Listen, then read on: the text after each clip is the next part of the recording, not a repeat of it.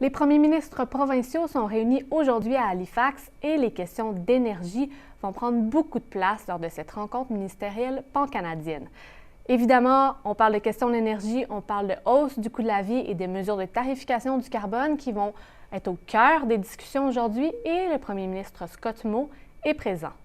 On le rappelle, le premier ministre saskatchewanais a lancé un ultimatum à Ottawa. Il va arrêter de percevoir et verser la taxe carbone si Justin Trudeau n'étend pas l'exemption de cette taxe sur toutes les formes de chauffage domestique. Un bras de fer entre Ottawa et la province qui a commencé lorsque le fédéral a indiqué qu'il allait exempter le mazout de la taxe carbone. Une exemption injuste selon Scott Moe. Les soins de santé sont aussi au menu pour aujourd'hui. Pas de financement du gouvernement pour les centres de consommation supervisés.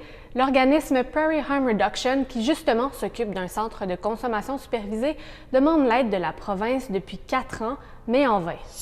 Le ministre de la Santé mentale et des dépendances, Tim McLeod, a expliqué que l'approche que la province a adoptée est meilleure. On parle d'utilisation de trousses de naloxone et de médicaments, ainsi que l'expansion des équipes de prévention de surdose. Le refus de financer le centre de consommation supervisée de Prairie Harm Reduction est troublant pour le docteur en médecine interne de Saskatoon, Benjamin Lice. Il soulève que des études ont démontré que les centres de consommation supervisés réduisent le taux de mortalité.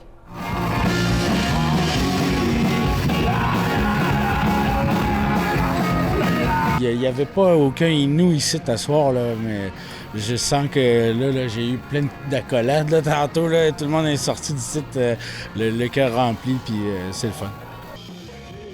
L'artiste Inou Mathieu était de passage au Rendez-vous Francescois et son spectacle a été grandement apprécié du public. Le musicien folk originaire de Magnotenam, une communauté Innu de la Côte-Nord du Québec, est monté sur scène guitare à la main pour offrir un concert en Innu et en français.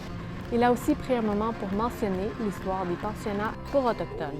Parmi ses influences, il y a Neil Young et Jean Leloup, et le musicien en est à son second passage en Saskatchewan. Il avait pris part à la Franco-Fièvre en mars 2023.